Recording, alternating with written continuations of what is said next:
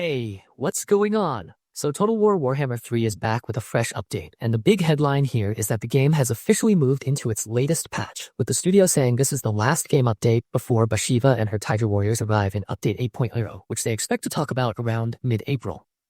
That alone makes this feel like a pretty important checkpoint, because it is not just a random cleanup pass, it is also the final stop before the next major content drop. And right out of the gate, the update gives the Devotees of Slaanesh a full redesign, with the unit models rebuilt to look higher quality, more detailed, and more varied across the unit. That is the kind of visual refresh people notice immediately, because it changes how the faction feels on the battlefield before a single sword is swung.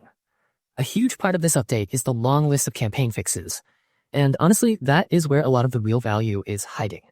There are a bunch of script and crash corrections here, like the prologue campaign no longer crashing when generals are disbanded, Throt's Flesh Laboratory no longer throwing a crash when it is closed, and Sales Ritual no longer shutting down the manipulations panel at the wrong time. Several scripted tours also got protection, so players do not accidentally break the flow by double-clicking things they should not be interacting with yet, which is exactly the sort of issue that can turn a tutorial into a headache. The patch also tightens up faction-specific systems like Tomb King's Scholarly Purity, now clearly stating that it clears corruption as well as stopping it from rising, the Carnival of the Damned actually applying its growth and corruption penalties properly, and Aislin's Highborn Champions technology now boosting recruitment rank for lords and heroes from colonies and outposts. On top of that, there are fixes for High Elf Intrigue, Dark Elf Victory rewards, Norsca colony behavior, Black Arc building effects, and even cases where lords without recruitment costs were incorrectly showing one in the recruitment tab. It is the sort of list that makes the campaign feel less fragile and more consistent across different factions. What is especially interesting is how much this patch seems focused on making the game behave the way players already expected it to behave.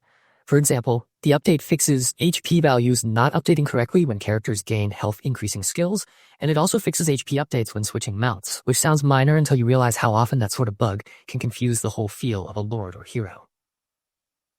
Some faction mechanics were also cleaned up in ways that matter a lot in long campaigns. Exalted heroes devoted to Slaanesh through Path to Glory now get 4 boons instead of 3, Azazul's ecstatic legions now properly receive the missions tied to unlocking Sturkar the Swordspinner, and the Tsinch corruption ammo bonus now applies the correct amount in provinces with multiple owners. There's also a correction for the High Elves Intrigue at the court mechanic, which now lets them manipulate diplomatic relations between any two factions the way it's supposed to. Even little things like Azha getting generic diplomacy voice lines, or the Gates of Ulthuan having gate guards again, help the game feel more complete and less like it is missing pieces. The AI side of the patch is another place where there is a noticeable difference. The update teaches AI factions to be more willing to move near a settlement that an ally is besieging, especially when there is a war coordination request involved, and even more so if that ally is human or a vassal master. In plain terms, that means allies should be a little smarter about backing you up instead of wandering off and pretending your siege is someone else's problem. There are also battle AI fixes so armies do a better job storming settlements after routing defenders, stop making weird spaghetti lines in minor settlements, and get less stuck when entering them. The patch also fixes odd deployment issues in major settlement battles, keeps the AI from splitting its army just to chase flying units in land battles, and improves how commanders behave in choke point situations. It is not a magical, perfect AI switch, but it does sound like a meaningful step toward cleaner, large-scale battles and fewer moments where the computer looks like it has forgotten how to walk in a straight line. There is also a solid amount of unit, item, technology UI, and battle polish here, which gives the update a kind of everything got checked feel. The Chimera now benefits from some Warriors of Chaos tech and skills. Glade Lords on Great Stags are getting the full mount benefits they should.